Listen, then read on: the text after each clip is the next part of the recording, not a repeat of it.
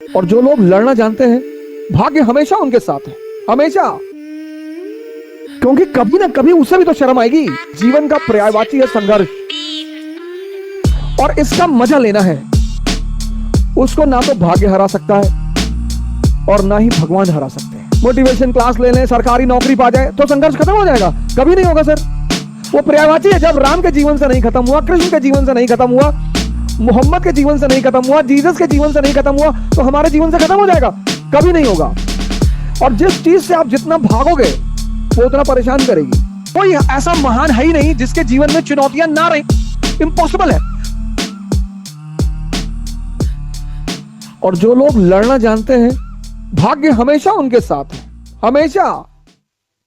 जो लोग लड़ना जानते हैं, भाग्य सदैव उनके साथ है, हमेशा। क्योंकि कभी ना कभी उसे भी तो शर्म आएगी। और संघर्ष, जिस व्यक्ति को यह बात समझ में आ गई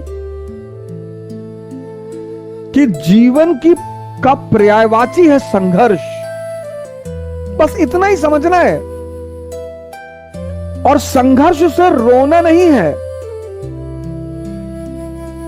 बिल्कुल रोना नहीं है। जिस भी मनुष्य को यह बात समझ में आ गई कि जीवन का पर्यायवाची है संघर्ष और इसका मजा लेना है, उसको ना तो भाग्य हरा सकता है और ना ही भगवान हरा सकते हैं। हरा ही नहीं सकता कोई। जिस चीज का आप मजा लेने लगोगे ना, जिस भी चीज का, उसमें आपको कोई हरा नहीं सकता। राजपूत राजस्थान के, मराठा महाराष्ट्र के, अफगानी अफगानिस्तान के, युद्ध इनका गेम है।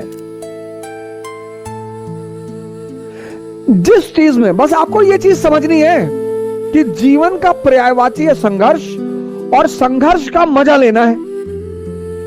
लाइफ, जीवन का पर्यायवाची है संघर्ष और इसका मजा लेना है।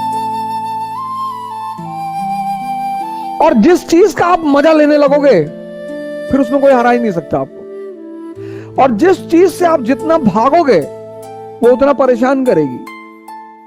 राजपूत, एग्जाम्पल दिया मैंने आपको, राजपूत राजस्थान के। राजस्थान क्या है? मरुस्थल। 10-10 किलोमीटर से स्त्रियां पानी लेकर आ रही हैं।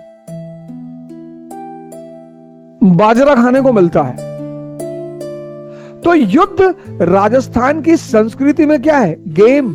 ये जो करवा चौथ का त्योहार है, आने वाला है और दशहरे के बाद पड़ेगा। करवा चौथ का तो त्योहार है, आने वाला है और दशहरे के बाद पड़ेगा। ये बेसिकली राजस्थान का त्योहार है। क्योंकि दशहरे के बाद हर राजपूत राजा को अपनी सेना लेकर बाहर निकलना होता था। किसके लिए? युद्ध के लिए।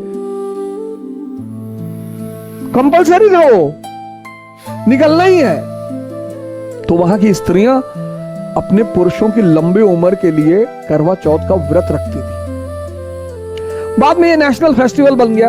वो मूवी आई थी DDLJ, उससे ये नेशनल फेस्टिवल बन गया। कोई बात नहीं, हर अच्छी चीज का विस्तार होना ही चाहिए, उसमें कोई विरोध करने की जरूरत नहीं है। तो राजपूत इल्तुतमिश की तो हिम्मत ही नहीं पड़ी। रजिया अंदर गई, थोड़ा सा रणथंभौर के राजा को हराया, वो उसकी उपलब्धि रही। बलबन गया ही नहीं। अलाउद्दीन खिलजी को बहुत मेहनत करनी पड़ी, धोखेबाजी का सहारा लेना पड़ा। शेरशाह सूरी को कहना पड़ा कि मुट्ठी भर बाजरे के लिए मैंने हिंदुस्तान का ताज दांव पे रख दिया। ये आज अमेरिकी फौजें भाग गई हैं काबुल से। यहां के राजपूतों ने बहुत पंगा लिया सर, क्योंकि अफगानियों का भी खेल है युद्ध करना और राजपूतों का भी खेल है युद्ध करना। संघर्ष को तुम खेल बना लो, यही ऑप्शन है और कोई ऑप्शन ही नहीं है। मोटिवेशन क्लास ले लें, सरकारी नौकरी पा जाए तो संघर्ष खत्म हो जाएगा? कभी नहीं होगा सर। वो पर्यायवाची है। जब राम के जीवन से नहीं खत्म हुआ, कृष्ण के जीवन से नहीं खत्म हुआ, मोहम्मद के जीवन से नहीं खत्म हुआ, जीसस के जीवन से नहीं खत्म हुआ, तो हमारे जीवन से खत्म हो जाएगा? कभी नहीं होगा। मराठा युद्ध में मजा आता है इनको, औरंगजेब को यह बात समझ में नहीं आई। अफगानी युद्ध में इनको मजा आता है।